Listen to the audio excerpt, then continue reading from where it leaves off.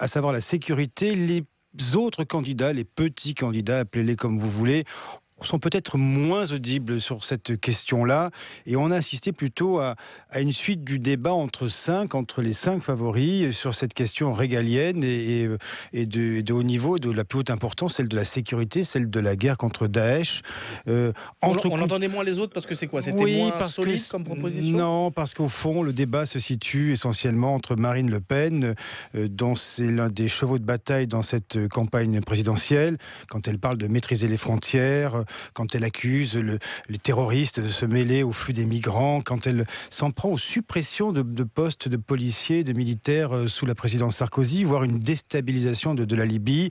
Elle interpelle directement François Fillon, mais également Benoît Hamon, qui s'est mis à lui répondre vertement: ça vous arrange ce débat, etc. Donc si vous voulez, c'est un sujet qui concerne à la fois les partis qui se sont succédés au pouvoir et éminemment le Front National, dont c'est l'un des chevaux de bataille. Et là, pour le coup, les petits candidats, les autres candidats sont moins audibles parce qu'au fond, ils n'ont jamais été peut-être en situation de pouvoir et confrontés à la gestion de ces crises-là, ces crises majeures.